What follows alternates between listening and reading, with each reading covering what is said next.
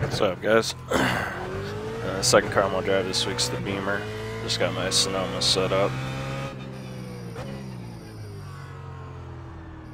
Interesting to see how much different that this is than the Ford. I don't know if I'm gonna do any other cars this week, so I figured might as well do both ends of the spectrum. See what kind of difference there is between the two.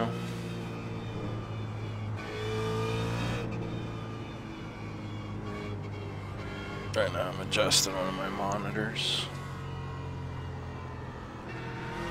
Alright.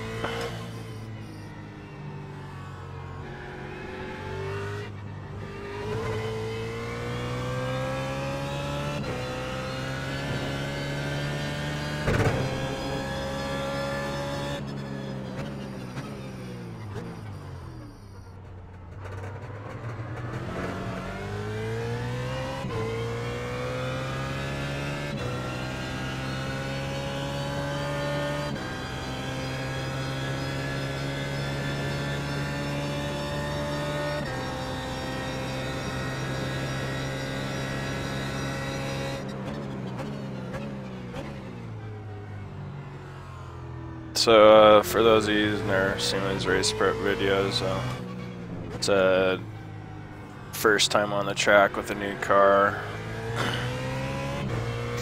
I usually run about 5-10 laps just to really get the most out of this set. The more laps you run, the more you understand your setup and you know what its weaknesses are.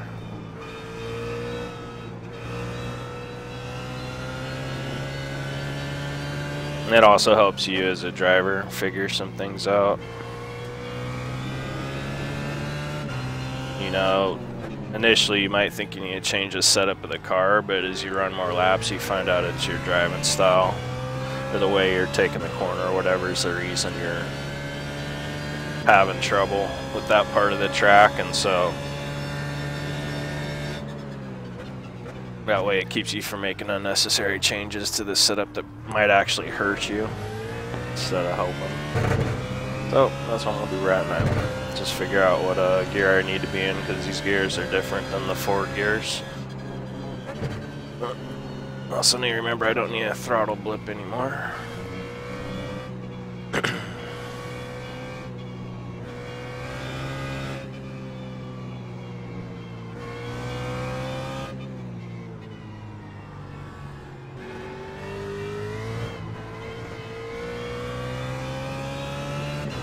Can't get on at full throttle out of that first little left-hander. Thought I might have been able to at the BMW, but no. You still gotta roll on the throttle out of that corner.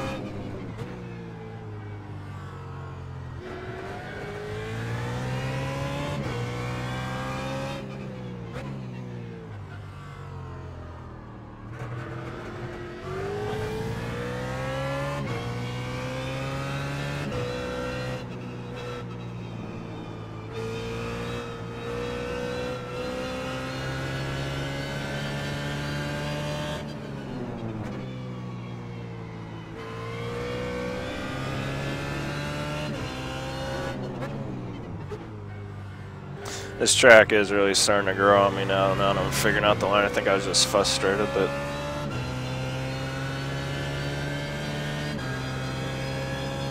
with the initial challenges of the track, just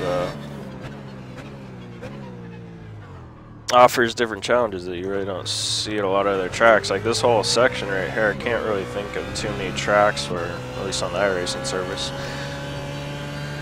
where you're spend so much time just barely on the throttle, just really dancing between the brake and the throttle, you know. Like right here, you just tap, slowly get back into it just a second, and then tap on the brake, get the nose to drop, slowly get back in it, but then you want to slow down too much here because you really want to wrap around here, get a good wide line for a good apex there. Just super technical. So I think it's frustrating because it's so technical that it, you know, it's a steeper learning curve, but once you figure out the flow of the track, it becomes more rewarding.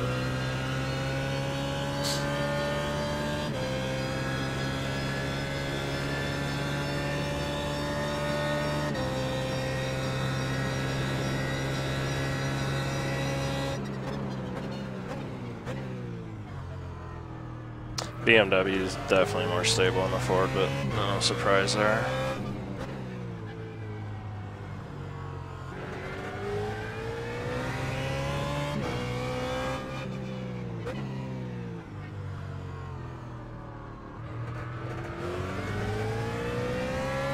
The rear end is so much more stable through that last hairpin.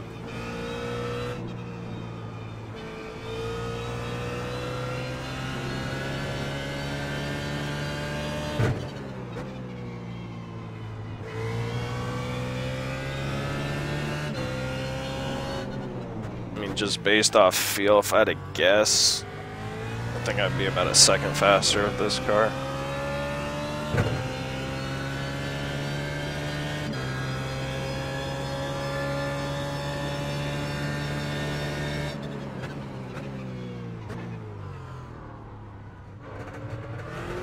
I just really don't worry about the rear end at all, like I did with the Ford swapping out on me around those hairpins.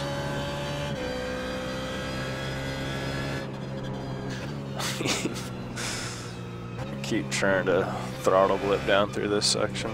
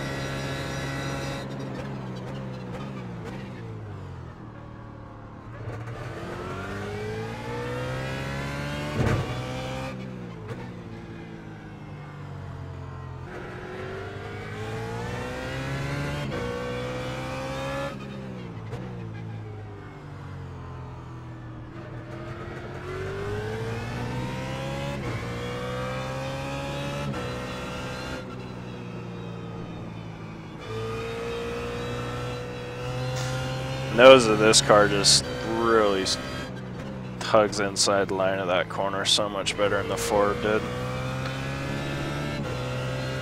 Ford, you pretty much had to have a perfect line, but with the Beamer, it's a little more forgiving because you actually have more rotation in that front end. The Ford, you're just kind of hanging on to whatever it gives you as far as rotation's concerned.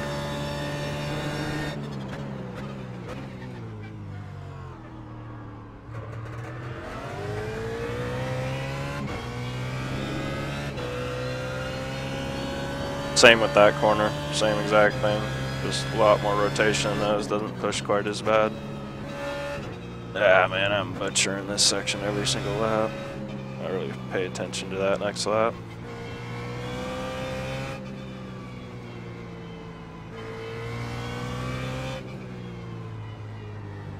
If anything, I'm picking up a little bit of push on initial entry.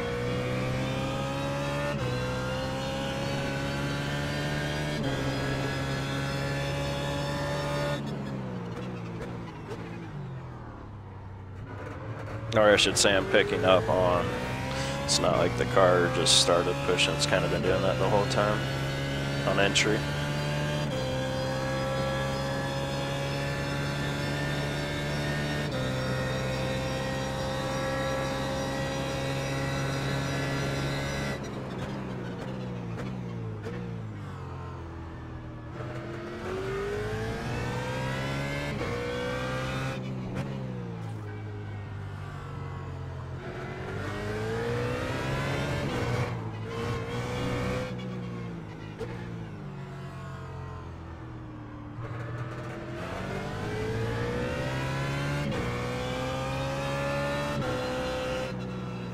Got the traction control on too. It seems like a pretty good setting.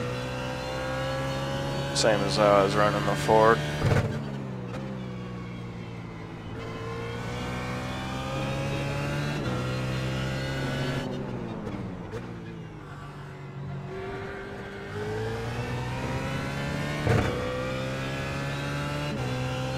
Gotta get used to it. It's quicker shifts under acceleration with the Beamer. If you've noticed, I've hit the rev limiter a couple times because I'm used to the timing with the Ford. Alright, so now this lap I really want to pay attention through the S's.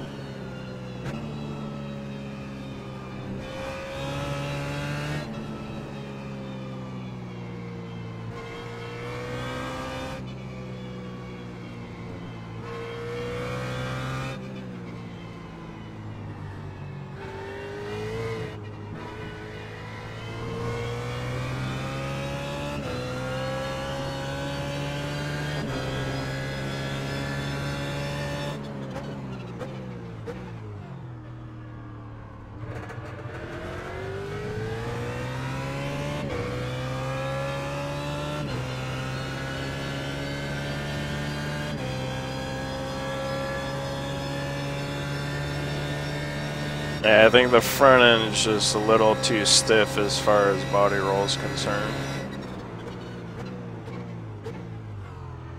Really only on entry though. Everywhere else it feels pretty doggone good.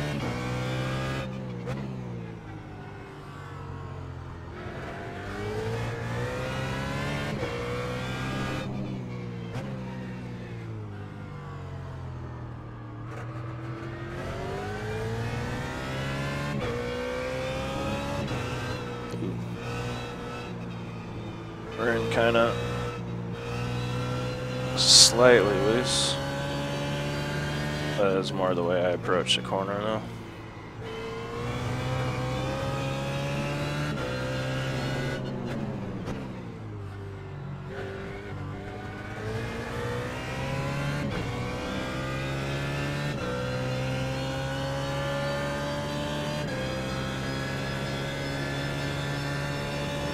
Car is sitting in the middle of the track.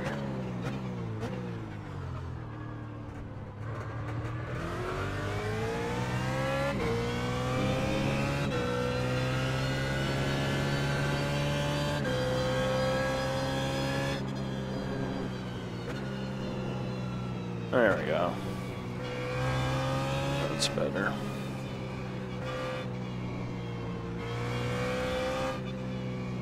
In front of you. Incoming.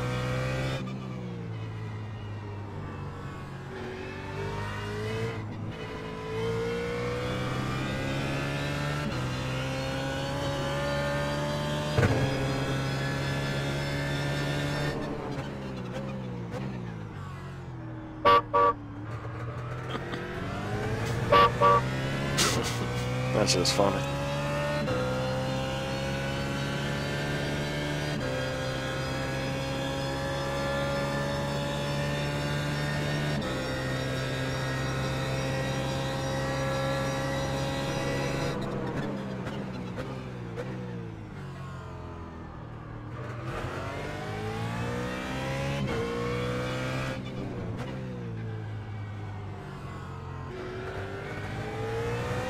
I'm Rick James, bitch.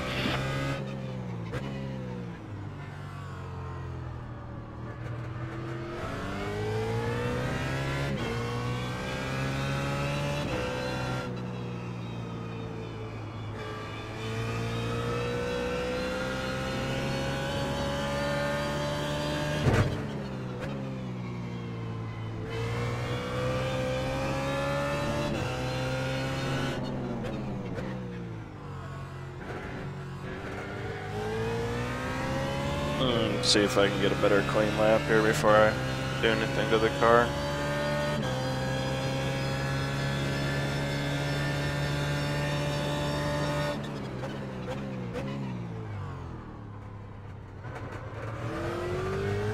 Fantastic! Absolutely incredible! What in the hell?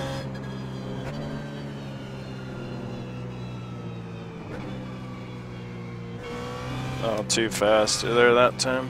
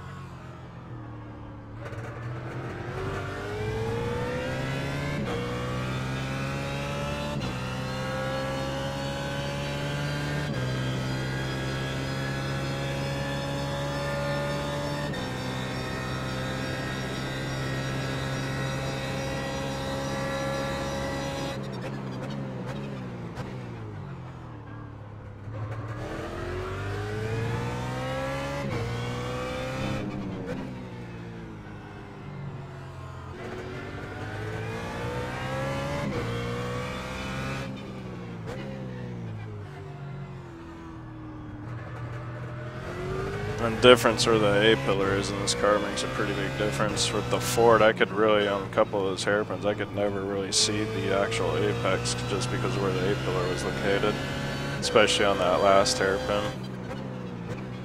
So at the Beamer, it's nice to actually be able to see the apex of the corner.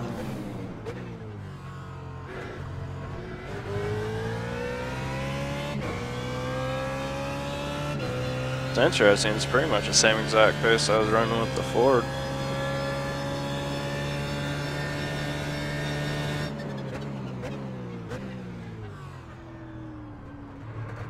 Although I'm doing it much less effort. I got this pace quicker, but that can also be because I spent so many laps just driving the Ford.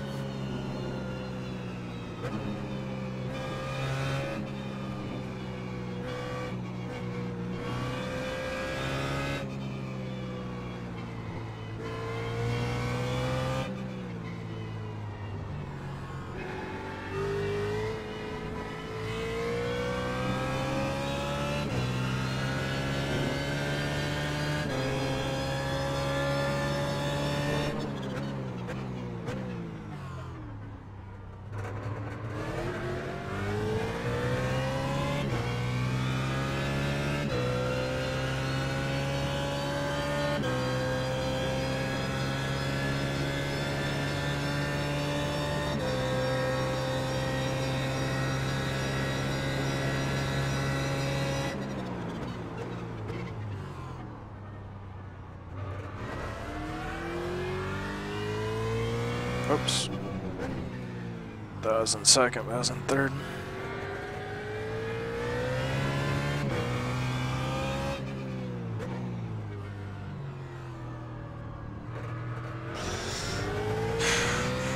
I honestly don't even know if I want to do anything to this set. I mean, it still feels nice and balanced after quite a few laps.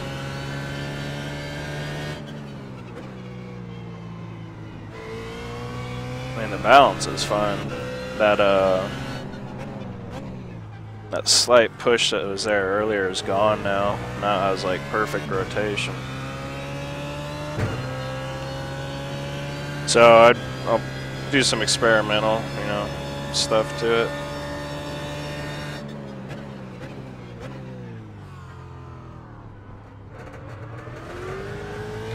That's why I really like just taking this. I mean, of course, this is a crossover and kind of got lucky they didn't make any major changes to the car, but that's why I like just taking the previous week's setup approach, because, I mean, what you're really doing is just continually making sets that fit your driving style, and eventually you'll just have a really solid baseline. That's kind of where I'm getting now with this Beamer. And the fact that I can just get in it, and it's dang near perfect. It's pretty neat. But it takes that time to develop that setup, for yourself, by yourself. That's where the reward really comes in.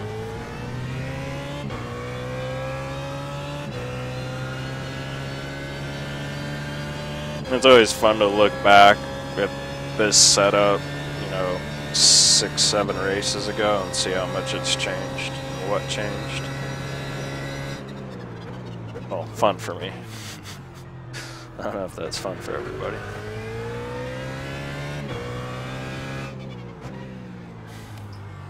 Should also really figure out fuel correctly before I race. I think I'm gonna do that. Instead of driving around with 8 extra gallons of fuel.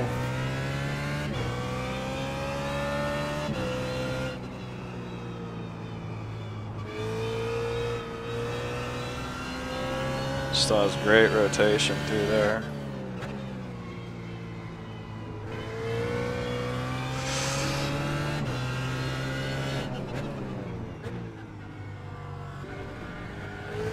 It's perfect through that corner.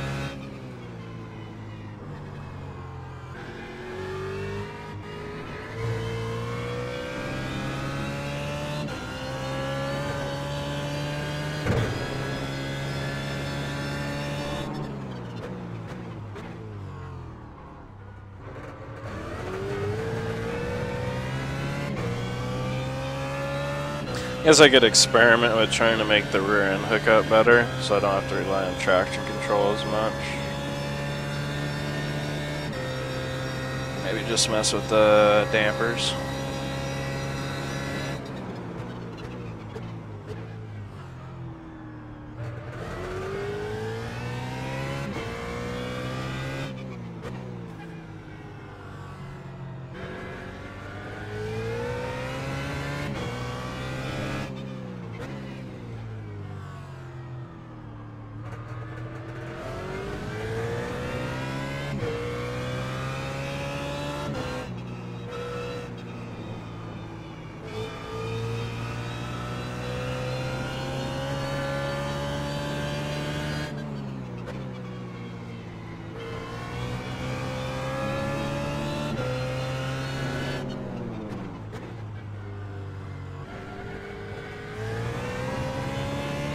Yeah, it's just got that perfect balance where you can really control the after apex rotation with the throttle.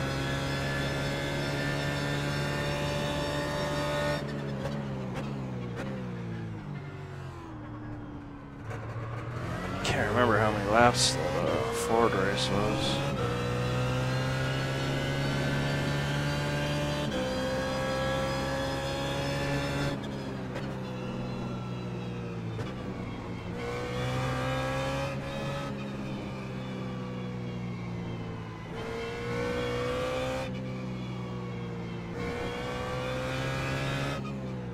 This car is fun to drive right now. I really don't want to do anything to this setup.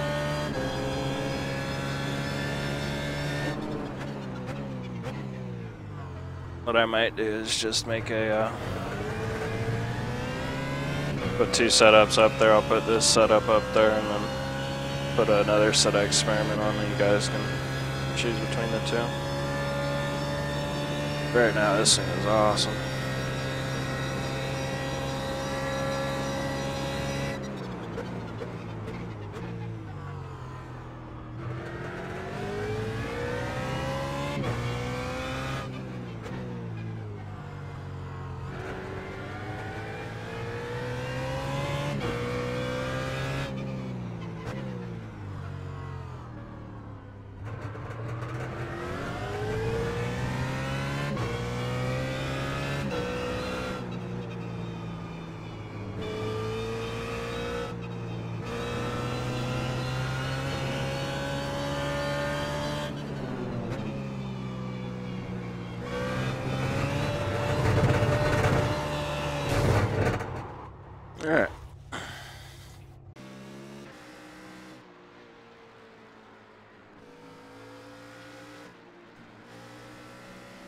There you can see that was just my Sonoma setup.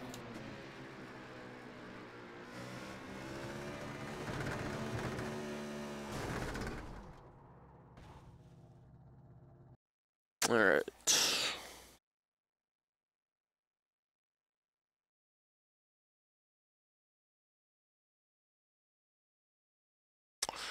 Maybe bring the tire pressures down.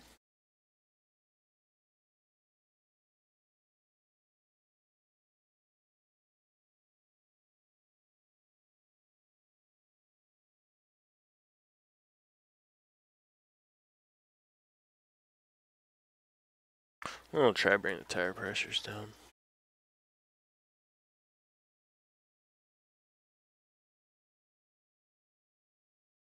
See how much this drops. Didn't drop much at all.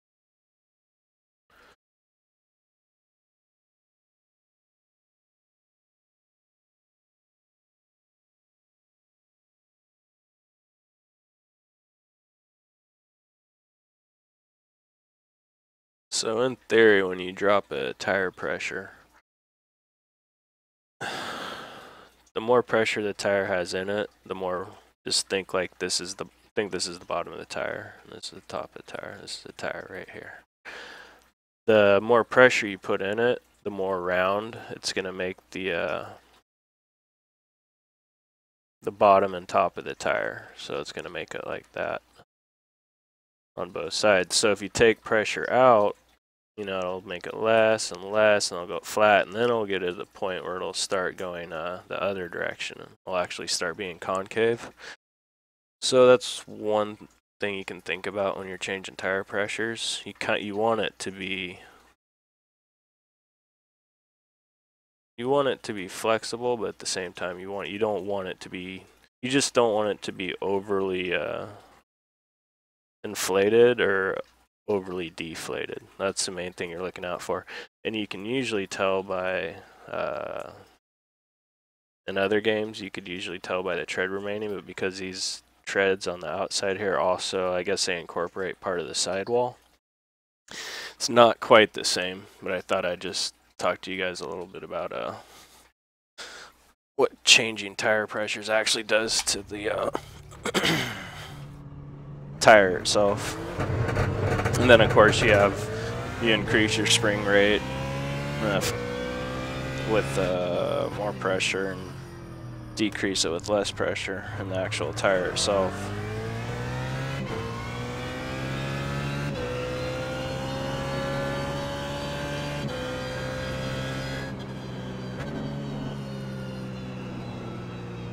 So right now I'm just kind of hoping that I can make it just a little bit softer, a little bit more pliable, and be able to grip more of the track basically.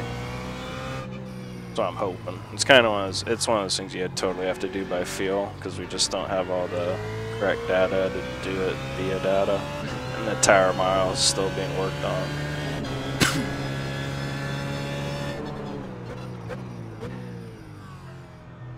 That's just one of those things you do. You know, drop tire pressure. Does it feel more secure? Does it get too sluggish? Does it start feeling too much like jello? Then you want to bump up the tire pressures. But then if it starts feeling like you're on top of the track, then you want to bring it back down. You really want to feel like you're in the track, but you're not like jello. Never feel like the car's in the track.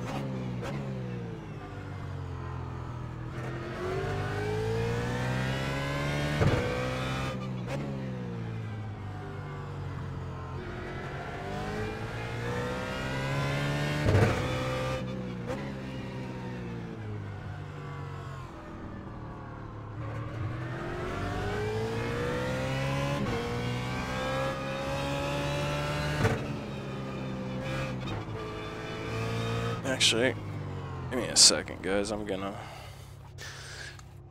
try and figure out this fuel thing real quick, but I gotta alt tab out.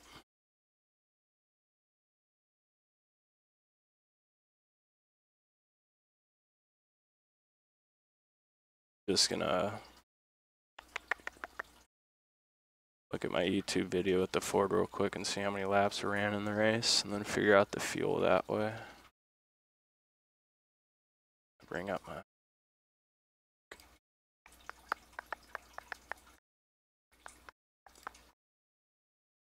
Skip to the end of it. It was. I mean, I did kind of push out into him, but I was pretty much like right. I do want to. Suck for Jay.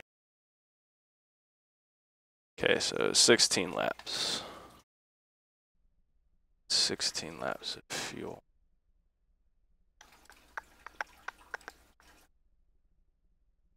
Try something. So I got a little, I got the sim instrument dash. It'll tell me my fuel mileage. I just don't know if I can't remember if it does it for the total of the session or if I would have to run like 5 or 6 laps to really get a good fuel number right now.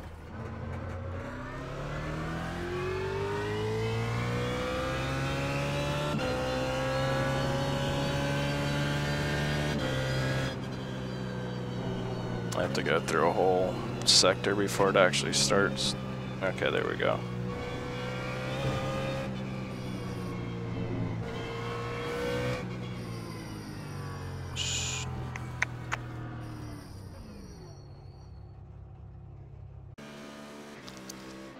Let's start by taking out.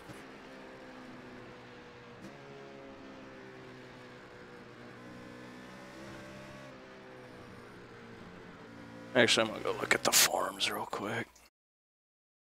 If anybody's put up a fuel number yet.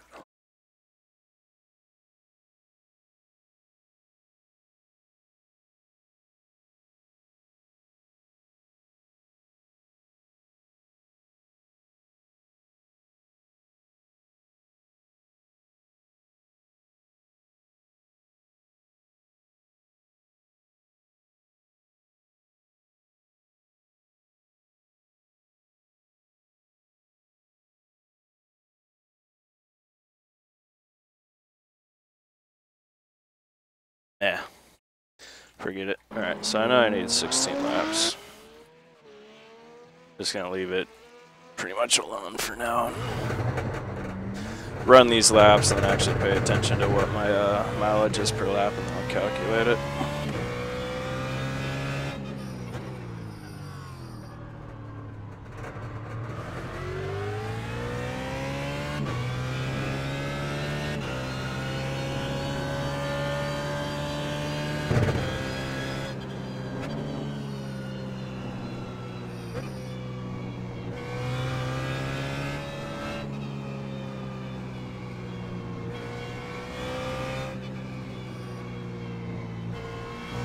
Again, just testing a new adjustment I made with the tire pressures. Took them all down a click. If I could just get a little bit more grip out of the car.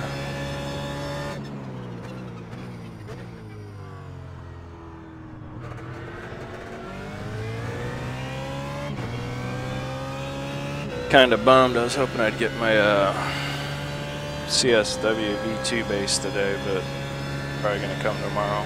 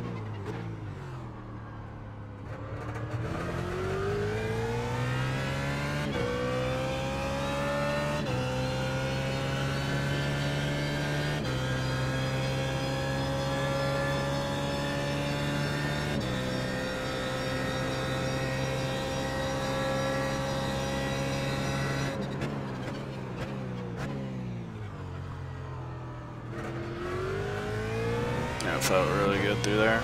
It was only the first full lap on him, but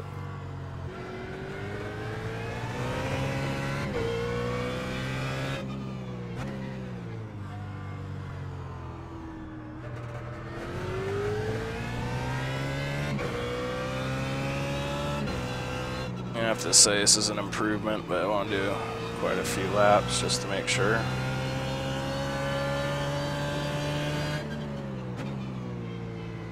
In my previous run, I set my best lap on like lap 11.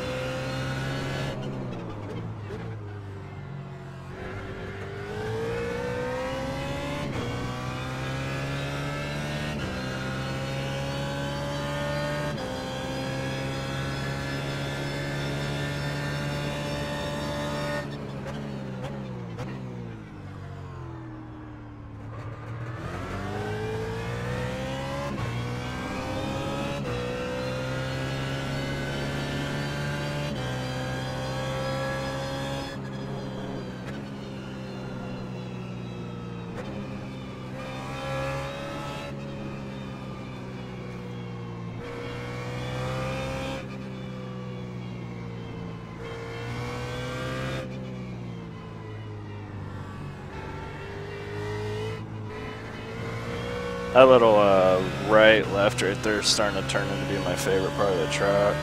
You just hit it right, it's just got such a fun flow to it. It's really fun with the Ford because you're kind of doing like mini drifts coming out of it. This little power slide up out of the corner.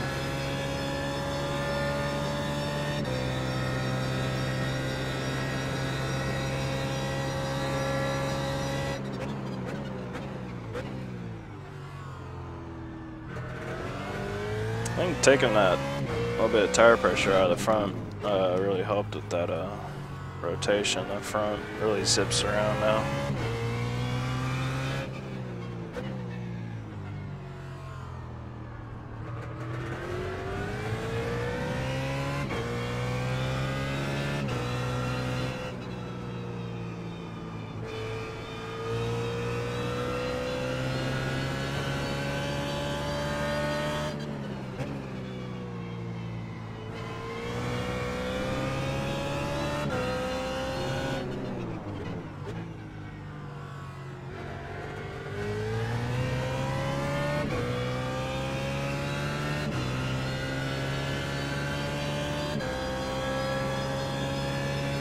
Probably gonna run about 7 more laps and then call it a day. I really don't see anything else to do to this car.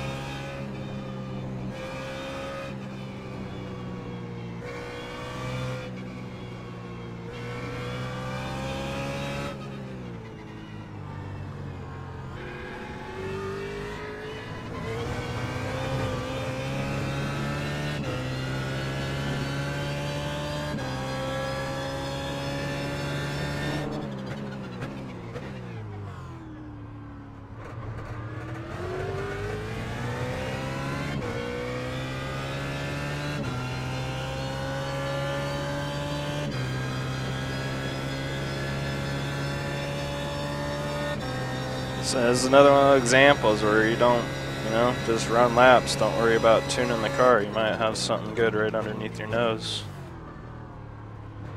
It's always not about tuning. It's just about figuring out what you have. Making sure you know what you have. Left side, clear, clear.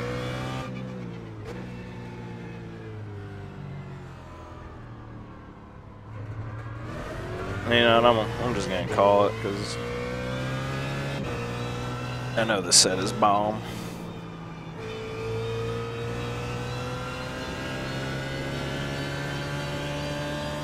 Definitely good enough to get yourself a top 5 in a, non-strength of field race. Strength of field races are a whole nother beast.